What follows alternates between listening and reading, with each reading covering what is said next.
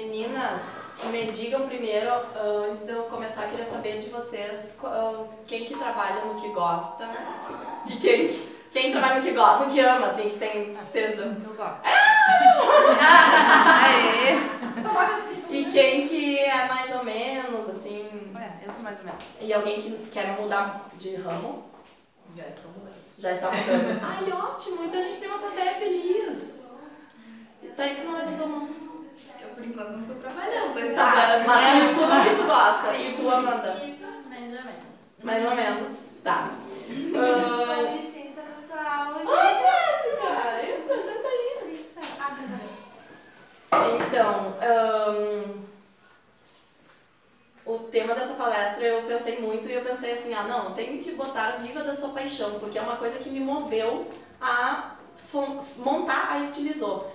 Eu queria, no início, viver de bordado, só que aí eu vi que ia ser impossível eu ter aquela mão de obra fazendo ponto por ponto e vender um troço, sei lá, a R$60, um negócio que me demorou 10 horas para fazer.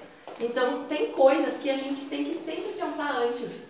O que vai funcionar e o que não vai pra gente viver do seu hobby ou transformar o seu hobby em algo que seja rentável. Aí aqui eu coloquei algumas perguntas, mas já como eu perguntei antes pra vocês, quase ninguém se encaixa, mas né, vamos ver. Se você fica meio deprê na hora do Fantástico, porque aquela coisa do domingo acabou, né?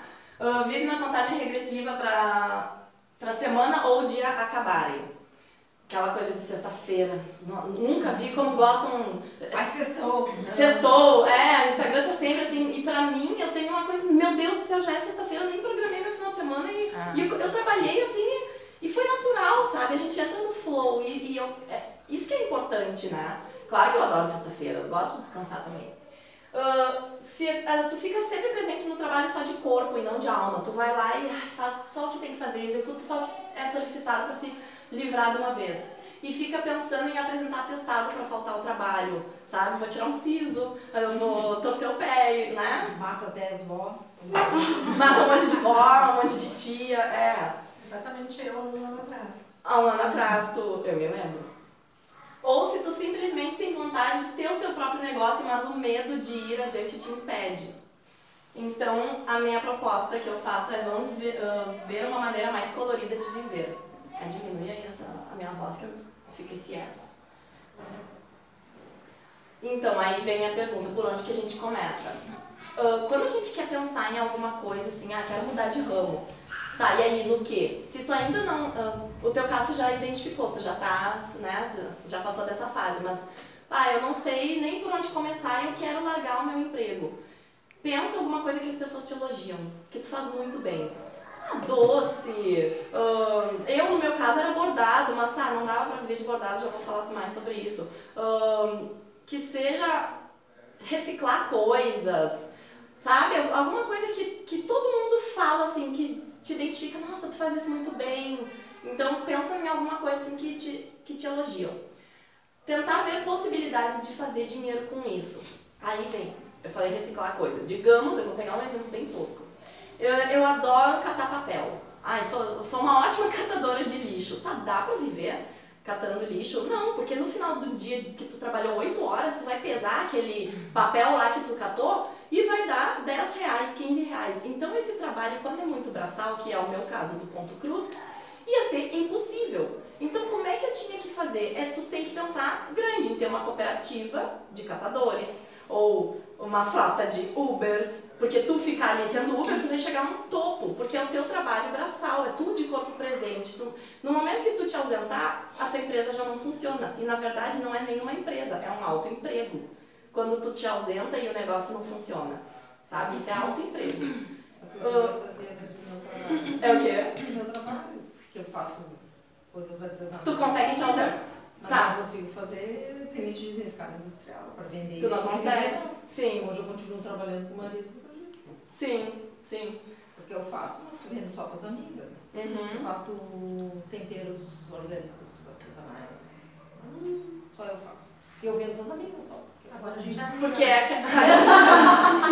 também quero incluir nessa. Eu não consigo fazer muito, porque ele diz, é que nem o ponto cruz, é um trabalho. E tu por mais espírito que tu é a coisa mais faça... alojada que tem, mas demora 100 Demora, horas.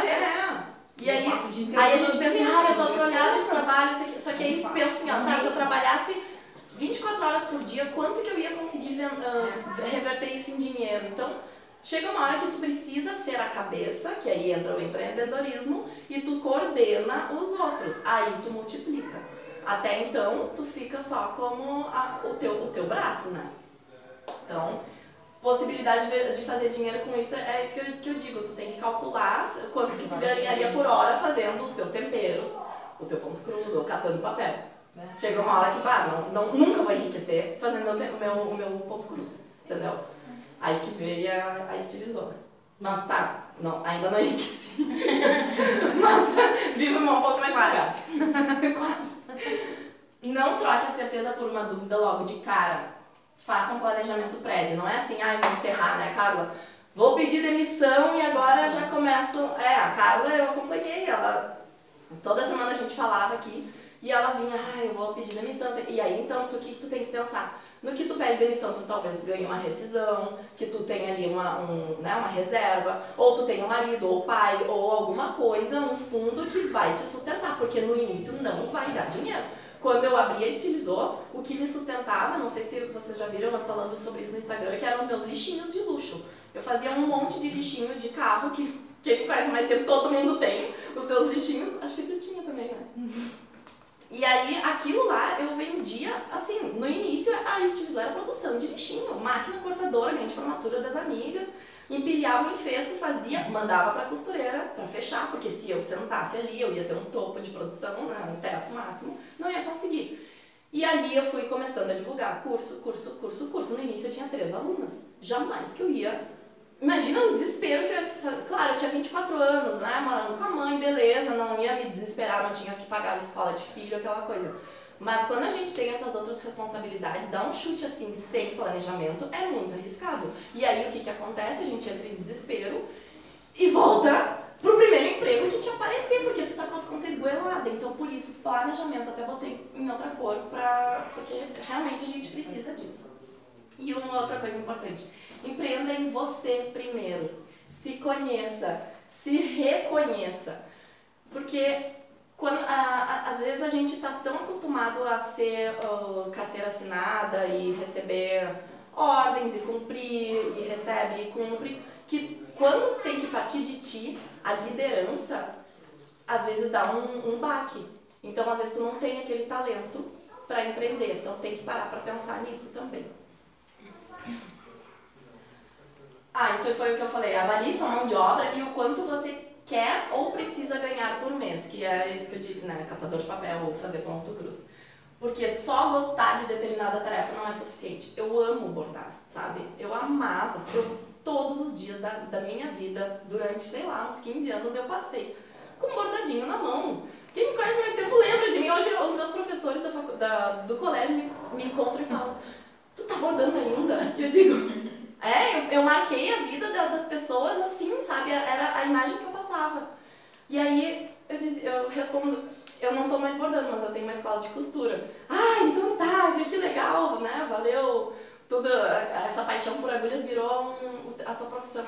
Então assim, eu amava bordar, mas eu ia conseguir viver disso? Nunca, sabe? Era impossível. Esse foi meu primeiro empreendimento, a maquininha de tricô. Foi com 12, eu até acho que foi antes, tá? Foi o Dia das Crianças, a minha mãe falou, vamos ver um brinquedo, o que tu quer? Levou lá na época das super festas, vocês lembram? Aí eu disse, quero um bichinho de pelúcia. E ela, não, bichinho de pelúcia tu vai brincar um pouquinho e depois fica lá só pegando poeira, vamos ver um brinquedo legal. E que bom que ela insistiu, porque daí ela falou, vamos comprar uma maquininha de tricô.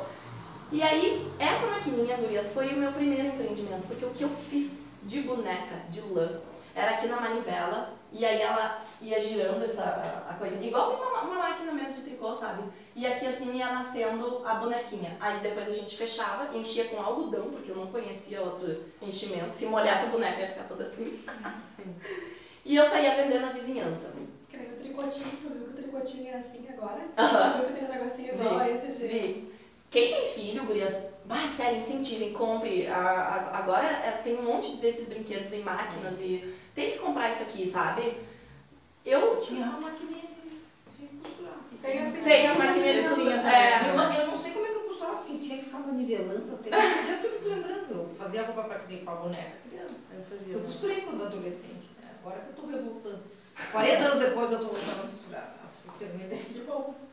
E aí, gurias, eu pergunto, vocês acham que eu ganhei dinheiro fazendo isso? O que vocês acham? Chutem. Sim, Acho que um pouco tu ganhou. Gurias, eu não ganhei, sabe por quê? Porque eu que fazia, e aí eu chamei uma amiguinha na época, uma sócia, e aí eu dividia tudo ao meio. Aí a máquina era minha, eu que fazia, e ela só me ajudava a vender. Aí a minha mãe falou assim, tá errado? A minha mãe deu meu primeiro pitaco como empreendedora. Ela tinha que pagar comissão pra vender. Se tu vende a 10, era cruzados, eu acho. Ai, que horror. Era cruzeiro, né? Uma coisa assim. Se tu vende a 10 cruzados, tu tem que dar 1 pra ela e 9 pra ti.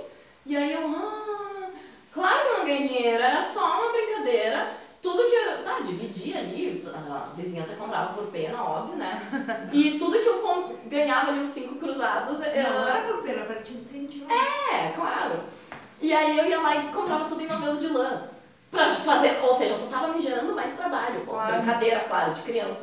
Mas esse foi meu primeiro empreendimento, que não rendeu nada, óbvio, mas me gerou aquela coisa assim, que trio, eu consigo eu ganhar dinheiro, sabe? Com alguma coisa que sai das minhas mãos. Foi ali que me deu assim o primeiro plim. E essa maquininha existe, tá guardadinha aqui no cenário, aí na sala. E aí... Uma coisa muito importante, nunca diga que você não pode fazer. E aí vem a autoconfiança. Porque se a gente não confia na gente, guria, sério, aí o bonde já não anda, sabe? A gente tem que acreditar. Não, será que eu posso fazer? Pode, tu pode fazer. As pessoas vão falar que não. Não interessa, tu acredita que tu pode, então vai fundo. E aqui eu digo, em vez disso, diga... O que eu preciso fazer para que isso aconteça? A minha ideia, né, de trabalhar no que gosta. E olha só, é dessa forma que as pessoas de sucesso pensam. E é dessa forma que Disney pensava. Sempre focado em dar um jeito, encontrar uma solução. E por isso ele teve sucesso.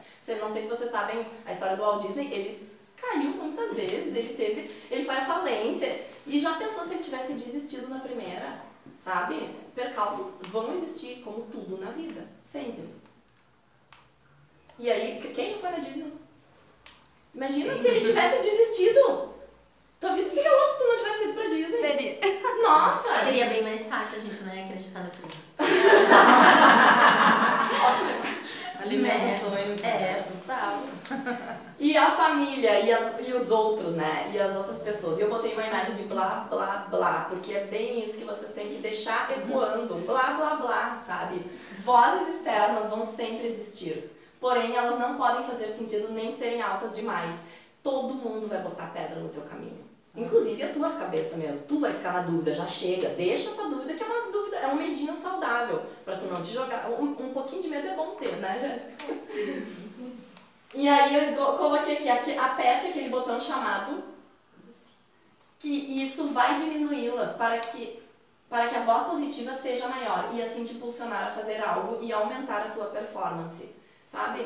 Chega uma hora que tu pensa assim, se eu ficar escutando todo mundo, eu tive muito da minha família, muito mesmo.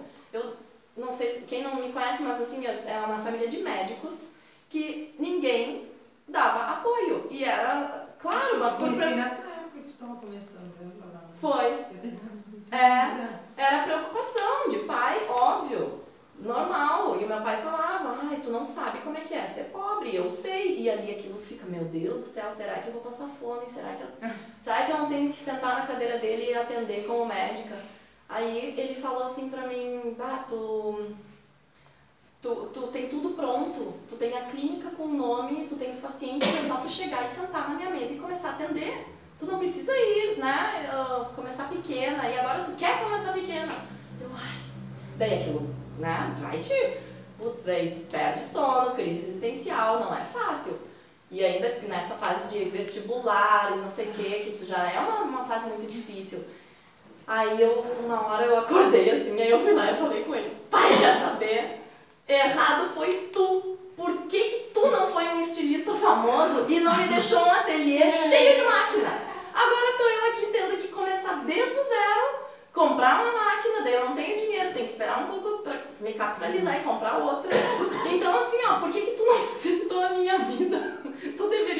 deixado a Estilizou pronta. Nem era Estilizou, o nome antes era Ateliê Elisa Lisou. Ficou 2 anos com esse nome. Aí fecha com o que tu falou, né? Ficou 2 anos chamando Elisa Lisou, Ateliê Elisa Lisou, e eu não sabia, não tinha nome, mas eu não podia esperar, porque eu tinha que começar de uma vez, sabe? Eu tava formada, como é que eu ia ficar lá esperando uma lenha, ai, agora meu nome. Então eu comecei do jeito que deu, não registrei Ateliê Elisa Lisou, se roubassem azar, né? Não tinha logo da tesourinha também, e isso aí foi um processo depois que virou o Estilizou Moda Escola, mas daí eu já estava andando, já sabia mais ou menos o caminho, o ramo. Já pensou se eu faço um ateliê assim, Estilizou Moda Escola e não dá certo e fico só nos lixinhos? Daí ia ter que ser um outro nome, sei lá, acessórios para carro, não sei. Aí não permita que nada nem ninguém te diga o que você pode ou não fazer. Imagine se a cada contratempo Disney simplesmente tivesse se conformado e esperado a maré virar. Ele nunca teria construído o império que criou, e ele teve muito contratempo. Se vocês botarem no Netflix lá o documentário da Disney, assistam, é muito legal. Ele ficou assim, ó, na sarjeta, e ele nunca deixou de acreditar, e ele sempre foi lá. Passou fome, eu vou tentar de novo, e aí abria de novo e já postava todas as fichas, quando via, não dava certo. Ele foi muito persistente, e sério, o Disney eu acho assim, eu admiro muito ele. Sempre pense como uma pessoa de sucesso pensa.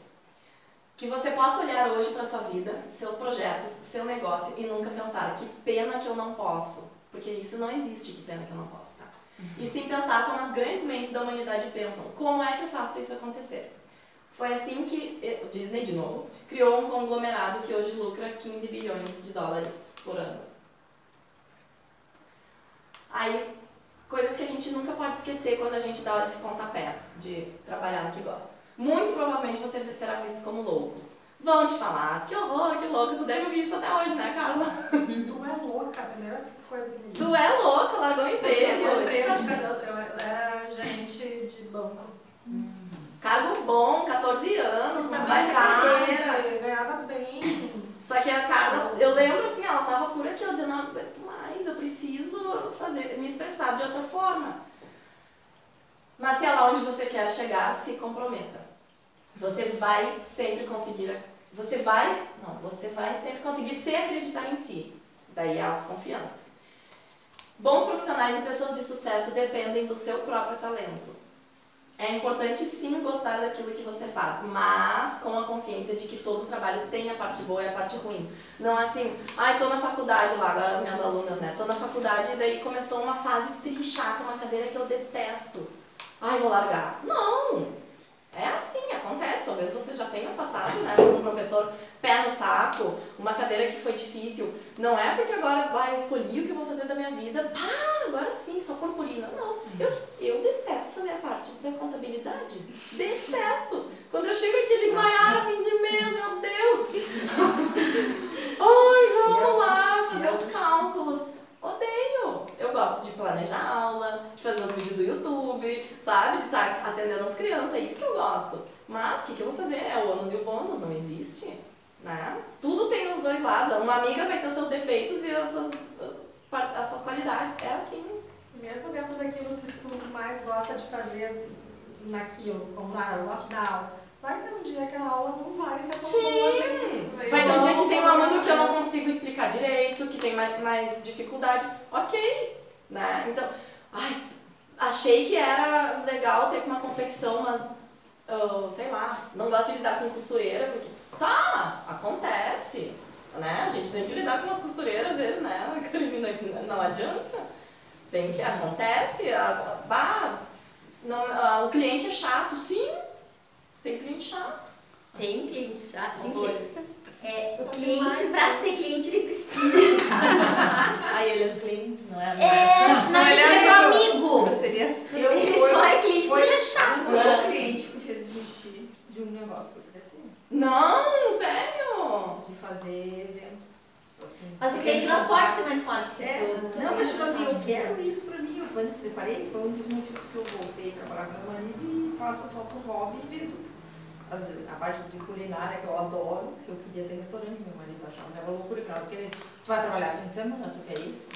Aí Aí eu ia fazer eventos, eu faço eventos. Tipo, ontem eu fiz uma mesa nós tivemos um evento de um grupo de amigos e eu fiz todos os antepastos, a mesa de entrada. Só ganhei elogios, tudo. Mas eu faço assim, só temporário. Porque se eu for fazer, pegar um cliente chato, aquelas madame chatas, Deus me livre, não dá tudo igual. Então eu não tenho paciência. Daí eu botei assim, se valeu ou não a pena pra mim. E chega à conclusão que não, então eu faço só assim. Se me contratarem, tipo, uma amiga minha, um amigo meu que é da empresa dele, ontem à noite eu fechei um negócio com ele. Ele vai ter uma festa de não sei quantos anos da empresa e eu vou fazer.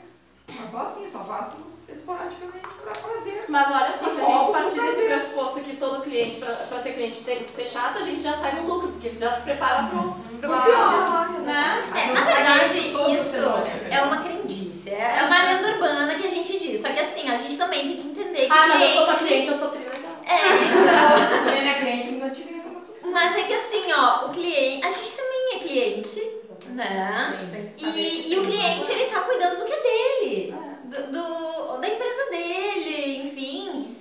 Cara, é do jogo. Tudo que é o melhor pra si, não interessa. Eu acho que é crescimento, eu acho que é crescimento também, né?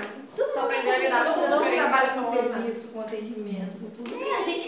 A gente costuma reclamar do cliente porque, cara, é do jogo sempre reclamar de cliente, só que a gente também tem que entender o lado do cliente, né? Tem que satisfazer, uma pensar também. Mas e essas adversidades, cliente chato, mão de obra que não funcionou, fornecedor que não é bom, a gente vai crescendo, sabe? É muito A gente não quer mais esse fornecedor, não. Tem cliente que não pode. E tu vai aprendendo a ter aquele jogo de cintura, né? E se tu não gosta de uma parte, trabalha muito pra tu poder contratar alguém pra fazer aquela parte que tu odeia. Mas mesmo assim, sempre tem uma partezinha que tu não vai gostar. Sempre. Mas é que a gente não mora no Disney. Nem o Disney morava na Disney. Né? Eu sempre digo que a vida é que nem uma vitrine, tá? Ninguém chama os alfinetes por trás. É isso aí. Uma vitrine é linda, mas tu vai atrás de uma vitrine que tá toda afetada, é verdade. Então, qualquer atividade. Essa frase tá no nosso site. Eu li muitos livros há anos atrás. E aí vem aquela parte, seja egoísta, porque chega uma hora que, a mãe quer que eu faça não sei o quê, o meu pai quer que eu seja médica, meus avós querem que eu siga não sei o que da família. Azar, sabe? De quem é a vida, quem é que vai viver a tua vida. Tinha que ser advogada, por exemplo. Tu tinha que ser advogada. Meu irmão é médico, meu irmão é engenheiro, eu tinha que ser advogada. Trilogia. As três profissões que existem, inclusive. Não, a trilogia, essa é a trilogia dos anos 50. Então seja aquilo que você quer ser. E não o que os outros querem que você seja. Afinal, você não é estampa para seguir padrões. Eu amo essa frase. Que é coisa de tecido e é coisa de gente que tem que seguir o seu, sabe, o que quiser. Isso se aplica para tudo. Não quero casar, por exemplo. Tá, é que aí fica aquela, que horror, não vai casar. E se tu é feliz solteira, deixa, sabe? A opção sexual. Não quer ter filho. Não quer ter filho. Não, sabe? Não, acabou aquela coisa família, pai, mãe, 2 filhinhos. Não existe mais isso. Amamenta, não amamenta. Parto normal, parto não sei o que. Humanizado. Eu acho muito irritante. Mas agora tem um padrão mais grave, que os millennials com 30 anos já são milionários. Então a gente chega nos 30, não é milionária? Tem isso. Então é do tempo, né? É muito do tempo. Tem gente que bota uns pulsos por causa disso, né? Pra chegar nos 30 anos eu não sei. Eu sou um derrotado, porque eu não tô numa né? Não tô no Vale do Silício. Eu não creio. Se pega, não é nem 0%. 0, alguma coisa complicada. Sempre vai ter um padrão, a gente entender o padrão e romper. Nunca a gente vai estar dentro do sempre vai ter um padrão, independente do tempo. É tu entender o padrão e romper. Não. Só que quem rompe é visto como louco. Mas daí, deixa que fale. Ótimo, loucura é bom. Eu não fui tão louca e tão feliz na minha vida. Deixa me chamar de louca. Isso aí. Eu fui tão feliz na minha vida. Tenho 41, 42 e nunca tinha sido tão feliz na minha vida como eu sou hoje. É corajosa de conseguir fazer o que muita gente quer e não abre mão. Aí, quando a gente decide, então, empreender, depois que tu vê que tu tem aquele talento, tu tem que equilibrar a vida pessoal e profissional, porque tu não tem mais um patrão ali, tu não tem mais bater ponto, e aí fica mais difícil. Pede ajuda, porque nada se faz sozinho, tá? Faz parcerias. Parceria é o quê? Todo mundo ganha. Eu ganho, tu ganha. Então faz aquela parceria, uma outra empresa, um outro fornecedor. sabe? Daquilo que tu não é bom. Ah, eu tô precisando de um contador que queira fazer parceria. Uma ilusão. Empreender significa mais liberdade e mais tempo para fazer suas coisas. E só que é o oposto. Porque quem tem cliente... Tem um contador de internet. De internet? Sim, uma das coisas de fora. Ah, não, sim, eu tenho um contador, mas é que tem coisa que eu preciso... tem que ser eu, né? E aí é o oposto, porque assim, ó, quem tem clientes tem muitos patrões, então tu não tem aquele teu chefe lá, só que tu tem todos os teus clientes que tu tem que... Mas todo patrão, todo mundo é o cliente. Maior desafio de empreender é identificar... Tá, isso eu já falei. Se você tem talento para ser empreendedor. Porque tem gente que precisa sim bater ponto, senão não acorda cedo. Daí não funciona. Porque se tu não tiver a disciplina para tu ser autônomo, para tu ter a tua empresa, aí tu não vai trabalhar. Se tu não tem ali quem te puxa as orelhas. Então primeiro eu te faço essa pergunta. Eu vou ter essa disciplina para eu ir lá religiosamente acordar e fazer minhas coisas e tal. Sabe? Quem trabalha home office é muito difícil isso. Porque tu tem que, né, separar ali, agora eu vou entrar aqui, bato a porta e agora aqui é meu trabalho. E aí tu não presta conta pra ninguém, é muito fácil tu ficar desfocando. Né? Essa parte eu acho assim uma das mais desafiadoras. Ainda mais quando a gente trabalha uma vida inteira. Sempre assim. Sempre assim, né? Tu não sabe o que tu vai fazer com aquela tua liberdade, que na verdade não é uma liberdade, né? Que tu tem que te regrar. É bem difícil assim no início, mas... E prospectar cliente.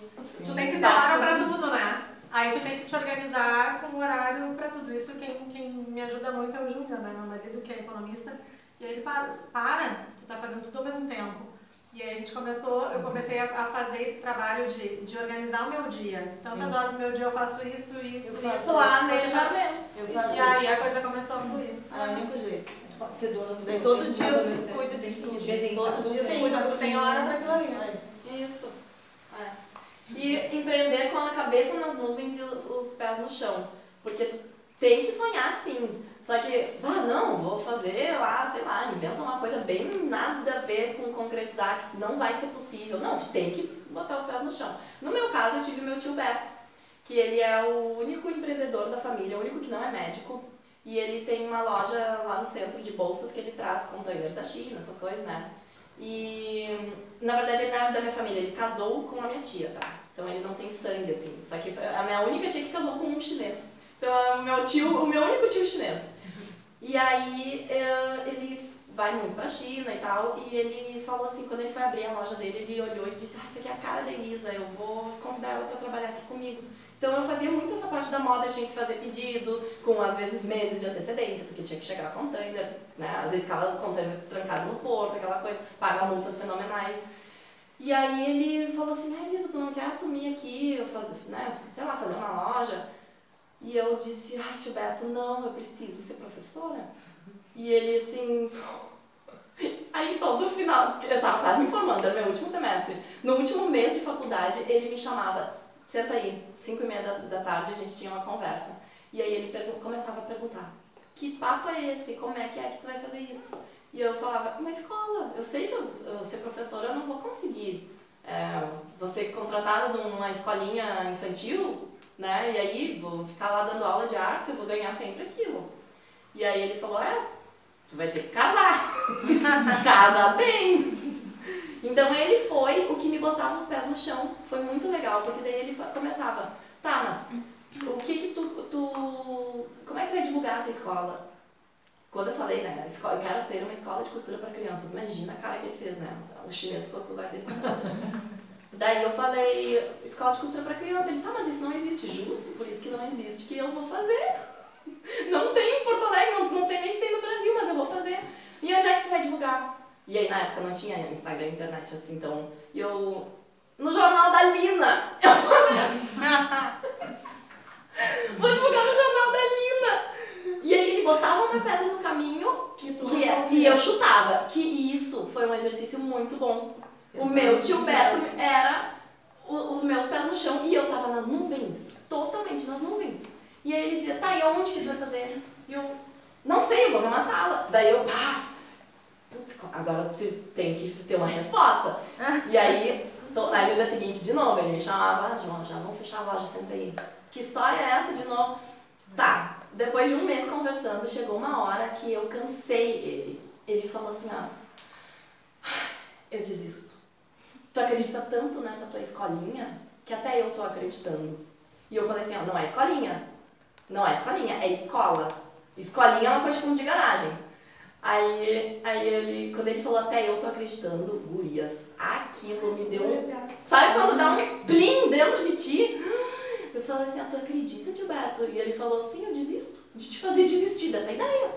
Tu tá te formando agora, tu tá na flor da idade, tu precisa esgotar, aproveita que tu é jovem, que tu não tem filho, vai e faz, esgota esse teu sonho. Se não der certo, eu vou estar aqui. Ai, olha que amor. Ter isso. Ai, olha que eu vou amor. estar aqui, tem alguém que eu desejo pra todo mundo. Vai lá, tô te dando força. Ai, eu também. Tu é capaz, mas eu tô aqui. Ai, eu tô aqui. Eu tiver, tá o meu Júnior. Ah, é? E aí, quando ele falou isso, eu... Nossa, tá, Tibeto, acredita, pronto, tô feita. Aí eu cheguei em casa, mãe, é o seguinte, eu vou me formar agora, eu vou abrir minha escola e numa sala, não sei o que, a mãe falou, tá, eu tenho aquela sala, que essa sala que era da minha mãe, então ela me deu a sala. Vai lá, fala com teu pai, era do meu pai e da minha mãe aqui, fala com teu pai, vê se a sala ainda tá disponível, que ele ia botar pra alugar. E aí eu... Tá, aí eu fui lá correndo no meu pai e eu disse, pai, olha só, vou me formar, eu quero abrir uma escola de costura pra crianças e eu quero saber se aquela sala tá disponível. E ele me olhou assim e falou, ontem tinham me pedido, falaram que queriam olhar, então eu vou guardar ela pra ti.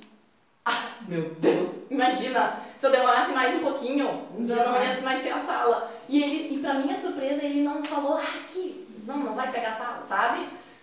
Eu ia ter que bater pé até que eu ia conseguir a sala, óbvio, né? Mas daí quando ele falou assim, tá, fala lá pra tua mãe então, que é o inquilino lá que tava querendo, a gente disse que não.